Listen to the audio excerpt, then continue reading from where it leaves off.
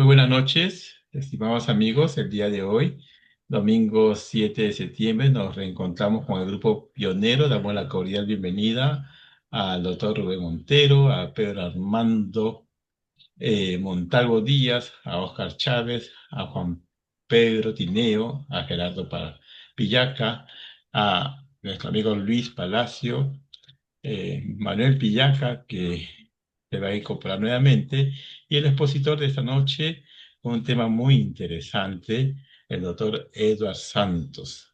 Nos va a hablar un tema, para algunos, un tema filosófico, pero para otros un tema económico, el monopolio de la fuerza, poder, legitimidad y Estado.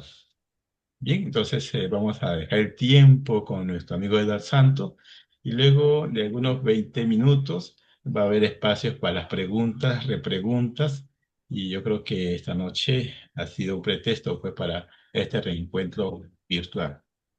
Bienvenido, Edward, el tiempo contigo. Buenas noches. Ok, muchas gracias. Nuevamente les saludos a todos ustedes y les felicito por haber tomado, ¿no?, una frontera, yo diría también, aunque ideológica, pero también de lucha histórica, ¿no? En estos tiempos globalizadores, en donde se quiere alinear a todo el mundo bajo una sola bandera, limitar la conciencia y la religión a una sola consigna e incluso limitar la moral de los hombres a lo que diga la ONU. Bueno. El tema ya se mencionó, el monopolio de la violencia se refiere a la idea de que es un Estado soberano, la autoridad legítima que tiene el control exclusivo sobre el uso de la fuerza y la violencia en su territorio. Esto significa que solo el Estado tiene la autoridad para hacer cumplir la ley y mantener el orden público, y que cualquier otro grupo o individuo que intente usar la violencia de manera ilegítima está violando la autoridad. Se supone que es del Estado, ¿no? El monopolio de la violencia es un principio fundamental en la teoría del Estado moderno, ya que se considera que es necesario para garantizar la estabilidad y el funcionamiento adecuado de la sociedad. Sin embargo, este principio también ha sido objeto de críticas, ya que puede llevar a abusos de poder por parte del Estado y a la violación de los derechos humanos. En una sociedad en la que el Estado no tiene un monopolio efectivo de la violencia, se puede producir situaciones de anarquía y caos, en las que diferentes grupos o individuos compiten por el poder y la autoridad a través de la violencia. Esto puede llevar a conflictos armados, inseguridad ciudadana y violación de los derechos humanos. Un ejemplo histórico de la importancia del monopolio de la violencia es la formación de los estados modernos en Europa durante la Edad Media. En esa época, los señores feudales y los reyes luchaban por el control del territorio y de la población, lo que resultaba en constantes guerras y conflictos. Con el tiempo, los estados consolidaron su poder y lograron establecer un monopolio efectivo de la violencia, lo que permitió la creación de instituciones estables y el desarrollo de la sociedad. En la actualidad, el monopolio de la violencia es un elemento fundamental en la teoría del Estado y en la política internacional inclusive. Los estados modernos tienen la responsabilidad de garantizar la seguridad y el orden público a través del uso legítimo de la fuerza y deben proteger a sus ciudadanos de amenazas internas y externas. Sin embargo, como se mencionó, también es importante que el Estado ejerza su poder de manera justa y respetando los derechos humanos para evitar abusos y arbitrariedades. El monopolio de la violencia no es algo asignado, sino que es inherente a todo tipo de organización. O sea, el monopolio de la violencia es propio de la autoridad que ejerce dominio sobre una masa de individuos. No es una voluntad democrática, es una atribución del mando, que en las ciencias administrativas se le conoce como unidad de dirección. Hay una sola cabeza y, y a ese se le obedece y éste asume la responsabilidad si las cosas salen mal o si salen bien. No puede haber dos cabezas y toda insubordinación tiene su sanción. ¿Es razonable el monopolio de la violencia en los líderes? Claro que sí, porque la unidad está en peligro si se renuncia a esta atribución no asignada. ¿Qué dicen los pensadores? El concepto de monopolio de la violencia se originó en la teoría política moderna, particularmente con las reflexiones de pensadores como Thomas Hobbes, John Locke y Max Weber. Thomas Hobbes, en su obra El Leviatán, publicada en el año 1651, argumentó que en un estado de naturaleza, es decir, en ausencia de un gobierno o autoridad central, la vida sería solitaria, pobre, desagradable, brutal y corta. Para evitar este caos, Hobbes sostuvo que las personas deberían renunciar a parte de su libertad a favor de un soberano que detente el monopolio de la violencia y pudiera mantener el orden y la seguridad. Thomas Hobbes escribió Leviatán en un contexto de profunda agitación política y social en Inglaterra del siglo XVII. Algunos de los antecedentes que llevaron a Hobbes a escribir su obra incluyen guerra civil. Inglaterra estaba inmersa en una guerra civil entre los partidarios del rey Carlos I y los parlamentarios. Culminó con la ejecución del rey en 1649 y el establecimiento de la República bajo Oliver Cromwell. Esta situación de conflicto y violencia influyó en la visión de Hobbes sobre la naturaleza humana y la necesidad de un gobierno fuerte para manifestar el orden. Por otro lado, la crisis política de la época en Inglaterra también se vio reflejada en la falta de consenso sobre la forma de un gobierno adecuado. Hobbes estaba preocupado por la inestabilidad política y la falta de autoridad central que pudiera garantizar la seguridad y el bienestar de la ciudad. Y también la filosofía política del momento. Para Hobbes estaba influenciado por ideas de la filosofía política de su tiempo, especialmente por el concepto de contrato social. En Leviatán, Hobbes propone un contrato social en el que los individuos renuncian a parte de su libertad a cambio de protección y seguridad por parte de un soberano. Como pueden apreciar, Thomas Hobbes, al escribir Leviatán, resulta en respuesta a la agitación política y social en Inglaterra durante el siglo XVII, con el objetivo de proponer un modelo de gobierno que pudiera garantizar la estabilidad y el orden en una sociedad marcada por la violencia y la inestabilidad política. En segundo lugar, con John Locke, este abogó por un contrato social en el que el gobierno recibía el derecho al monopolio de la violencia, a cambio de proteger los derechos naturales de los ciudadanos, como la vida, la libertad y la prosperidad. Es importante aclarar que John Locke, un filósofo inglés del siglo XVII también, no recomendó explícitamente el monopolio de la fuerza del Estado, de la misma manera que lo hizo Max Weber. Sin embargo, Locke desarrolló ideas que influyeron en la concepción moderna del Estado y su relación con el uso legítimo de la fuerza.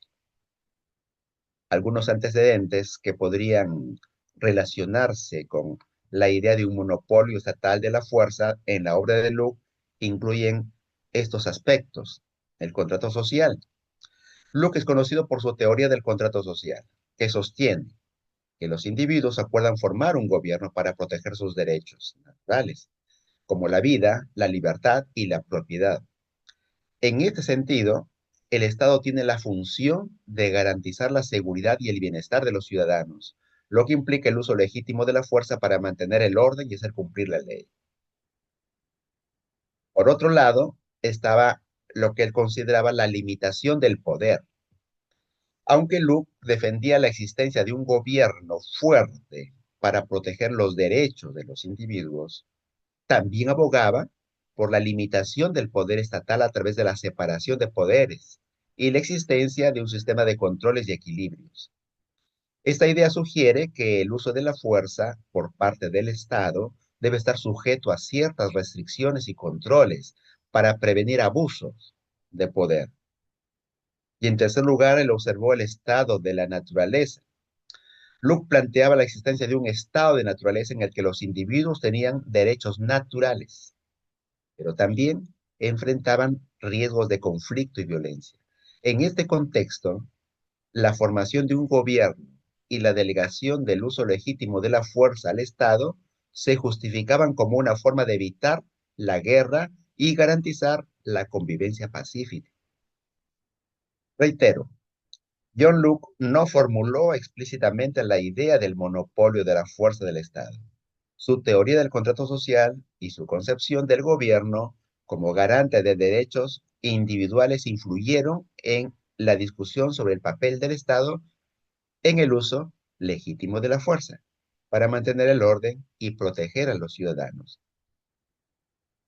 Por su parte, Max Weber, un sociólogo alemán, desarrolló la idea del monopolio de la violencia como una de las características definitorias del Estado moderno. Él argumentó que el Estado tiene el derecho exclusivo de usar la fuerza, legítima en su territorio, lo que los distingue de otras formas de organización política. Max Weber, como ya dije, un sociólogo alemán del siglo XIX y principios del siglo XX, recomendó el monopolio de la fuerza al Estado en el contexto de la teoría de la legitimidad y la autoridad. Algunos de los antecedentes que llevaron a Weber a sostener esta idea incluyen el desarrollo del Estado moderno. Weber vivió en una época de cambios significativos en la organización política y social, caracterizada por la consolidación del Estado moderno y la centralización del poder. En este contexto, Weber analizó las características que distinguían al Estado de otras formas de autoridad, como el feudalismo o el tribalismo. Por otro lado, él también analizó la teoría de la autoridad, ¿no? Weber desarrolló una teoría de la autoridad que distinguía entre tres tipos de legitimidad: la tradicional, la carismática y la legal racional. En este marco, el monopolio de la fuerza del Estado se consideraba una característica de la autoridad legal racional, basada en reglas y procedimientos establecidos.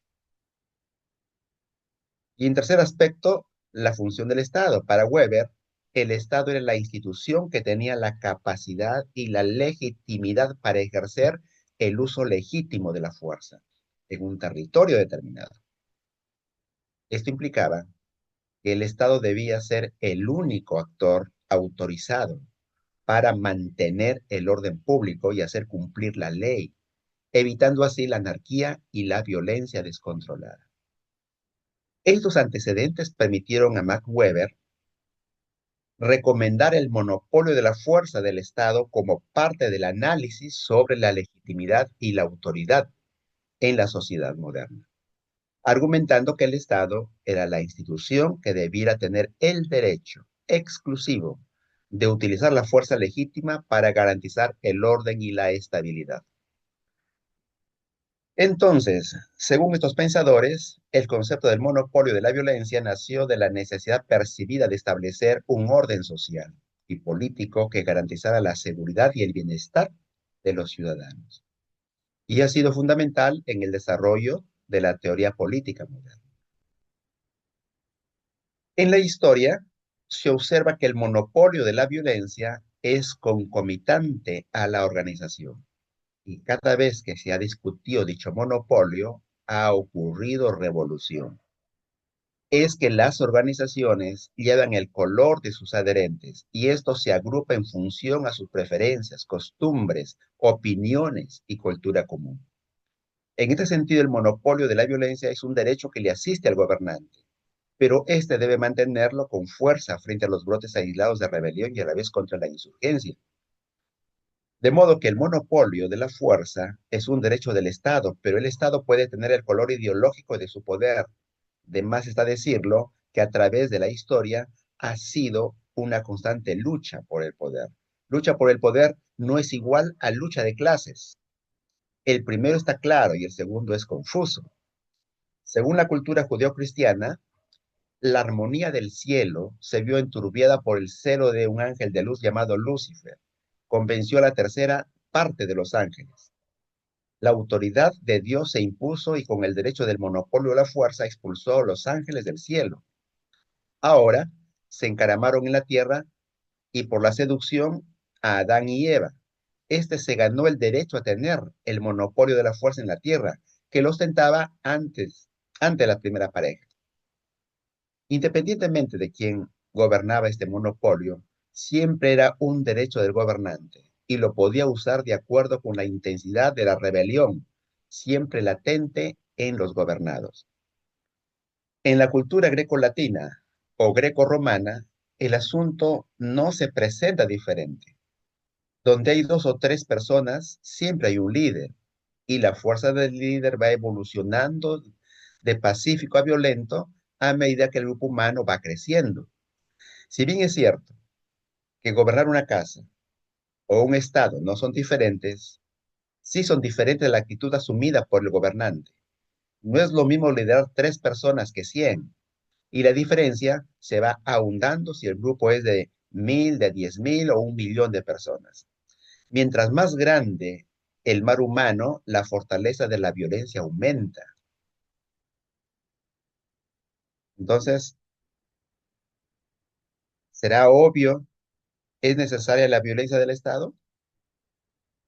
Sí, en los tiempos de Darío, monarca de Media y Persia, coronado en el 522 antes de Jesucristo, había habido crueles crímenes contra los reyes y atentados develados con la misma peligrosidad con que llegaban.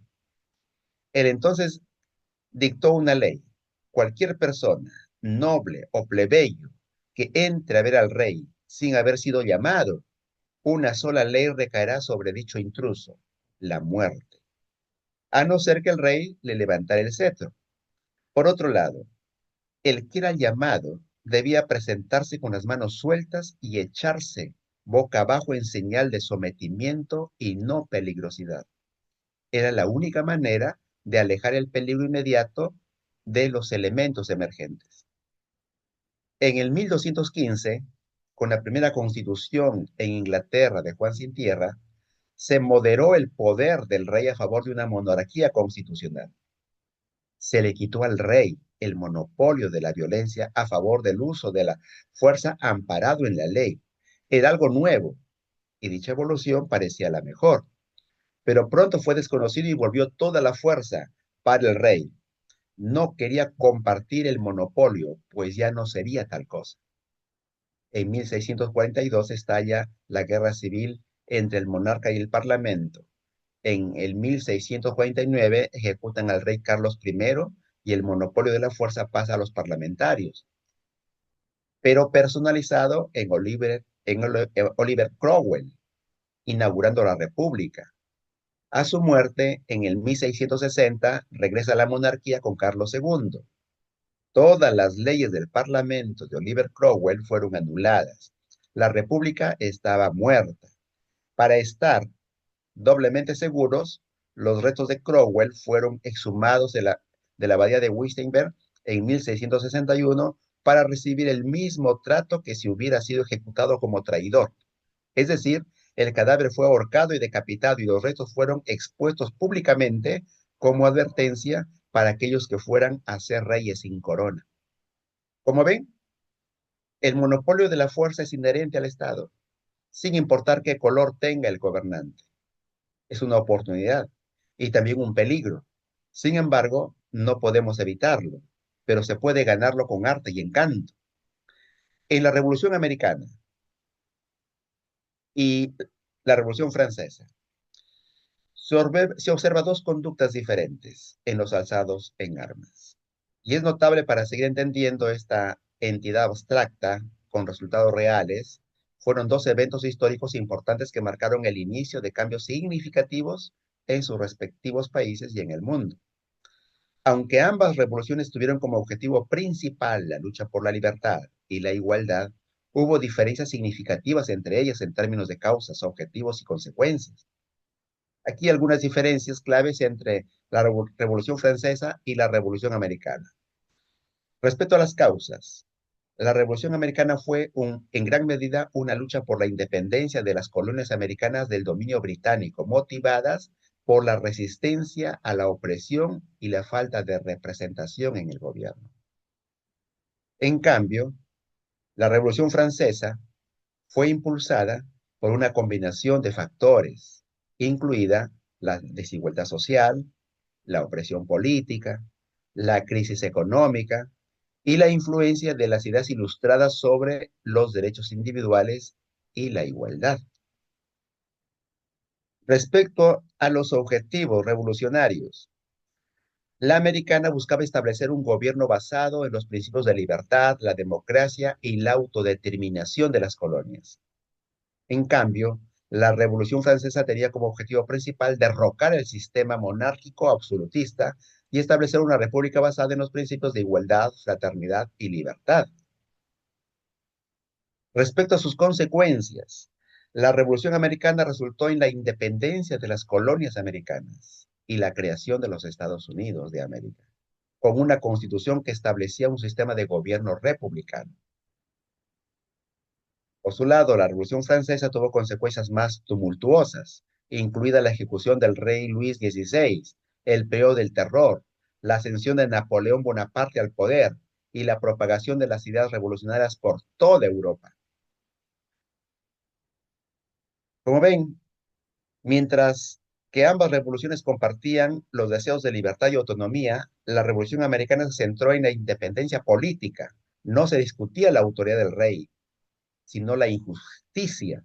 No había ningún objeto de redención social, sino la búsqueda del derecho a regirse por sí mismos. Se distinguió o se discutió, perdón, la jurisdicción del reino y se estableció un gobierno republicano siempre basado en la Biblia, mientras que la Revolución Francesa tuvo como objetivo transformar radicalmente la sociedad y el sistema político existente. Lo interesante de esta revolución social es que se mató la monarquía y se dio la bienvenida al imperio con el primer emperador Napoleón. O sea, se cambió, y disculpen el término, mocos por babas. La historia está demostrando que ese es el fin de todas las revoluciones sociales. Terminan sin auspicio. En la actualidad, ¿tiene el Estado el monopolio de la violencia? Sí, la tiene. Como no es algo dado, sino inherente a su naturaleza, esto es indiscutible. Sin embargo, está siendo bombardeado por grupos emergentes. El comunismo ha derivado en una camaleonización del poder. En Rusia, en la dictadura de los zares se pasó a la dictadura del camarada presidente y de ahí a la dictadura de Putin. Los sacrificios humanos tienen el mismo color del monopolio de la fuerza con la misma chola y con diferente pollera. La China no es diferente, igual Corea del Norte, son burócratas enquistados en el poder con el cuento de que lo hacen para el pueblo. Eso está pasando entre nosotros. En Cuba, la dictadura de Batista a la dictadura de los Castro y Díaz-Canel. Venezuela y Nicaragua de la democracia a la dictadura. No hay duda que en cualquier momento retorna la democracia otra vez.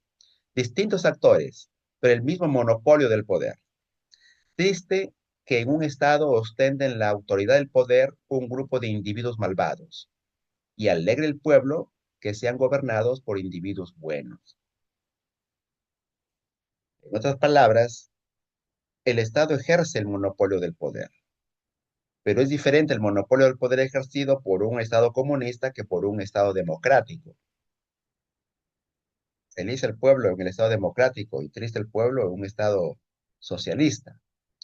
En el Perú, a través de la mayor parte de su historia, el poder ha sido ostentado por los que ahora se conoce como la derecha. Y no podemos santificarlo por el hecho de que se posee o se goza de libertad. A partir del golpe de Estado bolchevique, vendido como revolución, dos visiones del Estado lucharon por ostentar el poder. Creo que Víctor Raúl lo definió bien. El imperialismo ofrecía libertad sin pan, el comunismo pan sin libertad. Por eso el aprismo tomó el eslogan pan con libertad. En el Perú eran tres propuestas para ostentar la autoridad: pero fatalmente la derecha gobernó por la mayor parte de la historia peruana, sin resultados óptimos para las mayorías. La izquierda comunista, con sus falsas promesas, no llenó las esperanzas del pueblo y el APRA no pudo concretar sus propuestas por la muerte de Víctor Raúl. Desde la restauración de la democracia con Belaúnde Terry, la autoridad es discutida por Sendero Luminoso, con un APRA perdiéndose en la nebulosa del revisionismo. Con Fujimori, la autoridad del Estado se renueva a la vez que en Europa se vive la muerte del comunismo y victorioso el capitalismo cantó el fin de la historia de Fukuyama, sin darse cuenta que en un parque jurásico reventaban huevos de nuevos monstruos a la sombra de un desconocido que nunca hizo nada y tampoco brilló con luz propia y que moría lentamente en las cárceles italianas, Antonio Gramsci. Gramsci fue uno de los teóricos marxistas. Sus aportes teóricos se basaban en conceptos como la hegemonía cultural, el bloque hegemónico, el posmodernismo relacionado con la ciudad de consumo. La cultura hacía el papel político de fabricante de la hegemonía junto con el despliegue de posiciones y la formación del consenso. Para Gramsci, todos los hombres son intelectuales, pero no todos los hombres tienen en la sociedad la función intelectual. Más bien, estos lideran a las masas para llevar a cabo la revolución social. Y para que eso suceda, deben despertar a las masas haciéndolos conscientes de su situación y de la naturaleza del sistema en el que viven. Decía que las normas culturales en una sociedad son impuestas por la clase dominante, por lo que no se deberían percibir como reglas naturales o inevitables, sino que fueron construidas desde la realidad artificial para ser usadas como instrumentos de dominación de clase. Los nuevos izquierdistas tomarían esa definición de hegemonía definida por Gramsci para reivindicarse y crear su propia cultura de clase, y consideraron que deberían infiltrarse en las instituciones para reventarlas desde adentro. Un trabajo paciente y diligente ha hecho posible que no solo el Perú, sino en todo el mundo estemos próximos a los colmillos de estos nueve monstruos vallejianos, en que el derecho del uso de la fuerza se esté deslizando del poder legítimo al poder ilegítimo de las minorías, siendo un programa conocido por la Agenda 2030. Se han prendido focos de insurrección social con el feminismo, el activismo LGBTI, los pro aborto, el lenguaje inclusivo, la exigencia de que el Estado mantenga estos grupos y la presión para que el Estado dicte leyes para amarrar las manos y pies a los buenos y los encarcele si osan protestar. Una visión dantesca y apocalíptica se cierne sobre nuestro futuro porque si fueran focos aislados no despertarían preocupación, pero es un plan siniestro incubado por las internacionales políticas del mundo como la ONU y la OEA y su famoso brazo armado de normas esclavizadoras como la Comisión Internacional de Derechos Humanos, que defienden el vicio, el crimen y el atraco en contra de las víctimas.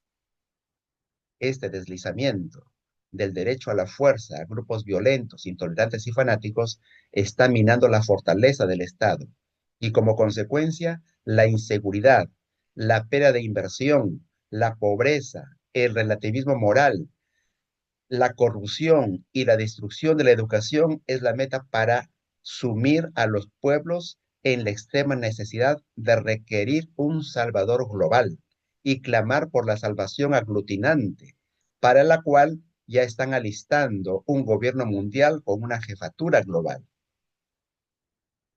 Eso hicieron en el Perú. Trabajaron diligentemente desde la presidencia de Paniagua. Derrotados en las armas y en la palestra, empezaron a infiltrarse en la educación básica y también superior, tomando algunas universidades privadas, se infiltraron en la judicatura, en los partidos políticos, se hicieron religiosos, periodistas, investigadores, asesores políticos, fueron elegidos cargos públicos estratégicos y empezaron a estrangular al Estado. Por ejemplo, con Merino, él como presidente por sucesión presidencial asistía el derecho del uso de la fuerza, como monopolio del Estado, pero esa fuerza estaba dinamitada por insurgentes de mala madre. El Estado fue quebrado por la prensa carente de principios, políticos infiltrados, empresarios cobardes y cómplices, ciudadanos engañados, jefes de ejército que le negaron el apoyo, quebraron el monopolio de la fuerza del Estado y se apropiaron de este Estado, reponiendo el monopolio, pero con un color diferente, eligiendo a un nuevo presidente a la medida de los gustos y sabores de los nuevos señores de la patria. Por eso dije que cuando se mina la fuerza del Estado, hay revolución, y de esa revolución manda la nueva orientación del Estado y su derecho a la fuerza o al uso de la fuerza. Producto de esa negación constante del derecho del elegido, el Perú se salvó por un pelo de caer en las garras de un Estado caótico y asesino. Reitero, cuando el Estado es débil, el monopolio de la fuerza es compartido por los insurgentes hasta que se deslinde quién queda como gobernante. El Estado tiene el monopolio de la fuerza, pero se le resta con el derecho a la insurgencia, de acuerdo con el artículo 46 de la Constitución Política. Esto es un control al mal uso de la fuerza, y también el artículo 103 en que la Constitución no ampare el abuso del derecho. Siendo correctos, estas normas de control resultan un océano sin fin para los intérpretes constitucionales que puedan dilatar sus límites hasta lo ilimitado, dejando el monopolio de la fuerza mal parado y no comprendido. Ya para ir terminando, el Estado tiene el derecho de usar la fuerza para conjurar toda rebelión e insurgencia indebida. Sin embargo, las fuerzas negadoras del derecho del Estado en el Perú le niegan ese derecho y están coartando sus funciones. Si un policía dispara, va a la cárcel. Si alguien muere en una manifestación, es culpa del presidente. Ellos pueden matar, incendiar propiedades privadas, violentar la paz, y nadie puede reprimirlo porque hacerlo es terrorismo de Estado. Mientras nosotros tengamos aún posibilidades de mantener el Estado de Derecho, hay que usar este monopolio de la fuerza, aunque ellos ataquen con calumnias y atajos legales. Que si por tonteras de los peruanos ellos tomaran el poder, ténganlo por seguro, que sí usarán el monopolio de la violencia y nadie los acusará de nada. ¿Quiénes son ellos?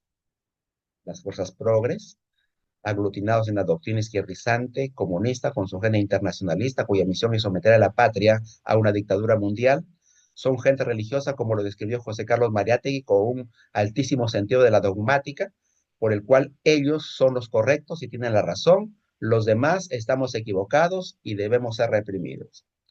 Prueba de ello es que con Dina han muerto más de 6 personas y ella es la asesina. Con Sagasti y Castillo murieron casi 11 personas, pero era un acto necesario y justo para mantener el orden. Dina se irá a la cárcel y ellos y los otros se irán al balneario. ¿No es eso una distorsión psicológica de los teóricos de esos movimientos minoritarios? Por tanto, un orden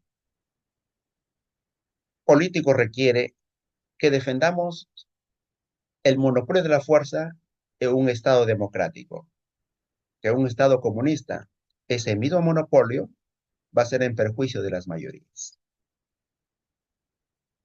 Espero con atención si tienen alguna consulta o algún aporte a este comentario que hice. Muchas gracias.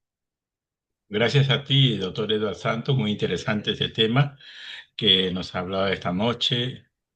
Sin duda habrá preguntas de los participantes, no sin antes modo de reflexionar y también para que usted pueda hacer su comentario. Hemos visto que a través de la evolución del Estado durante el momento que se crearon las grandes ciudades, se consideraba pues que el poder venía de los grandes grupos, ¿no? Eh, Estos grupos los que dominaban a la minoría. Luego se iba evolucionando y se observa que eh, también hubo un tema de los poderes de la riqueza, la economía, en donde aquel que tenía mayor acciones tomaba decisiones y tenía la capacidad, pues, sobre minorías, ¿no? También tenemos el poder sobre influencias políticas. Aquellos políticos que tienen más aliados, ¿no? Pueden ellos acaparar, abarcar, tener poder de decisión y dirigir un sistema político. Hoy en día, en el siglo XXI, se habla del poder de conocimiento, poder de la información. Cuanto mayor dominio de datos científicos, tecnológicos, mayor dominio global tendrá el país, ¿no? La nación que, con, que tiene esta información. Entonces, actualmente, el sistema de poder en la sociedad, ¿cuál sería lo ideal para usted, estimado Edward? Adelante. Qué complicado la vida política y de un Estado, ¿no? Pero uno idealiza, uno idealiza, y uno idealiza un Estado, y yo sobre todo que estoy tratando de comprender la política ya ahora, ya en tiempo de retiro. Yo digo, ¿no?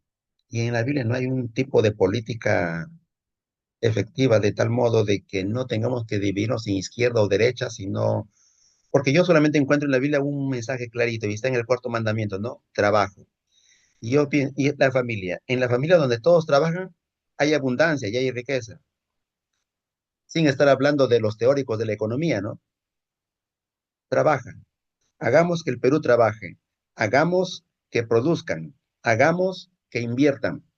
Y hagamos que exporten. No se podrá producir la riqueza y sería un estado ideal. Y no llenarnos la cabeza de tanta teoría que al final solamente alimenta nuestro ego y vanidad y no genera riqueza para el país. No sé si respondí o me desvié de No, muy, la muy pregunta interesante. central. Está correcto, es un enfoque bíblico. Trabajarás 6 días y el séptimo día descansarás, ¿no? Entonces, el poder está en el conocimiento y en la aplicación de ese conocimiento, ¿no? El temor a Dios y también de cumplir con sus deberes como jefe de hogar. No sé si es bíblico que todos los miembros de la familia trabajan, aunque la responsabilidad se dio siempre al primer hombre, ¿no? A Adán.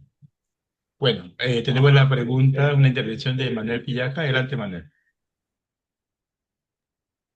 Buenas noches, queridos amigos. Quería hacer una pregunta, ¿no? Otra vez una recapitulación. Es sobre el tema de qué cosa es, pues, el monopolio de la fuerza, una recapitulación, ¿no? Bueno, ¿qué cosa es lo que realmente un Estado, debemos partir de lo siguiente, ¿no? ¿Qué cosa es lo que hace que un Estado sea un Estado, ¿no? Por ejemplo, en una empresa, ¿cuál es su finalidad? El dinero. En la iglesia, la promesa de salvación. En un club deportivo tal vez sea el ocio. Entonces, la pregunta o el fundamental acá, ¿qué cosa es lo que hace que un Estado sea Estado? Podemos partir de eso, ¿no? Entonces, podríamos avanzar en eso y decir lo que realmente hace que un Estado sea Estado es el uso de la fuerza física. Pero la fuerza física también la pueden ejercer los ladrones, los terroristas, el narcotráfico. Entonces, no es suficiente. Tal vez entonces lo que sea necesario realmente y haga que el Estado realmente pueda usar la fuerza es la legitimidad. Y ese es un tema importante en estos días porque eso es lo que realmente se está cuestionando. Entonces, es importante que haya legitimidad y que el monopolio lo tenga el Estado. ¿Qué pasó recientemente? Que todas estas personas que se levantaron cuando cayó el gobierno de Castillo y entró Dina Boluarte, estas personas cuestionaron la legitimidad. Lo cuestionaron también con violencia. Eh, o cuando, por ejemplo, se levantó el movimiento Sendero Luminoso, PSP, Sendero Luminoso, también cuestionaron la legitimidad y asumieron para sí la violencia. Ellos ejercían justicia, ponían sus autoridades y ellos mataban, violaban, quemaban todo, haciendo uso de la violencia. La pregunta es la siguiente, ¿no? ¿Cuán legítimos son los gobiernos actuales en este monopolio de la violencia o de la fuerza? Tenemos en Estados Unidos, por ejemplo, Black Lives Matter cuestiona el uso de la violencia. Y acá no es una cuestión de maldad o bondad, ¿no? Sino dónde está el punto en donde realmente se puede decidir que empieza o termina la legitimidad de la violencia en un Estado. Esa es mi pregunta. Gracias, Manuel. En primer lugar, eh, el objeto del Estado es el bien común. Y para alcanzar el bien común hay el ejercicio de muchas facultades. Una de ellas solamente es el monopolio de la fuerza, en otros sentidos es ejercido solamente para asegurar, o, disculpa la redundancia, para permitir la seguridad del pueblo en todo el ejercicio de sus labores. O sea, es para lograr la seguridad. Entonces, para lograr la seguridad, es necesario el monopolio de la fuerza para sancionar al malo y proteger al bueno. El problema es que al gobierno muchas veces no ha llegado el hombre justo, sino muchas veces ha llegado el hombre malvado. Entonces, y es allí cuando viene el hombre malvado y atenta contra el derecho humano, en donde ya estos tres teóricos, especialmente Luke, lo que sugieren que el Estado sea limitado en sus atribuciones y entonces que se ejerzan ciertos poderes que se contrabalanceen, se equilibren, y eso vienen los tres poderes del Estado, ¿no? Esa es la idea. Por lo tanto, el que discute la autoridad de la fuerza es un candidato a manejar la autoridad de la fuerza si es que logra reemplazar al poder constituido. Lastimosamente, son grupos emergentes que discuten la autoridad y dependiendo de la debilidad del Estado para que el monopolio de la violencia sea ejercido por varios actores. Por ejemplo, con los gobiernos antes de Fujimori, lastimosamente, el derecho a la violencia que ejerció Sendero fue por la debilidad del Estado constituido legalmente. No debió haber ocurrido. Viene Fujimori y como le asiste la autoridad por el voto democrático, impone, acaba con Sendero Luminoso, el MRTA y otra vez empieza a surgir, por lo menos los primeros 5 años, el buen derecho del monopolio de la fuerza hasta que otra vez empezó a malograrse el Perú, porque siempre, siempre el hombre malo va a intentar hacer doblegar el brazo del hombre bueno. Y eso es así, ¿no? Pero en gobiernos fuertes como el de Pinochet, señores, Chile andó bien. Entonces, ¿hasta qué momento, hasta qué punto? Yo creo que el derecho a la fuerza debe ejercerlo al 100% y tratar de limitar en lo que se pueda a los movimientos insurgentes. No Muy sé si bien, respondí, Manuel. es muy interesante este Disculpa, diálogo. Jesús, quiero hacer una A repregunta, ¿no? pedir a Luis que por favor pueda dejar de grabar para continuar con este espacio de preguntas.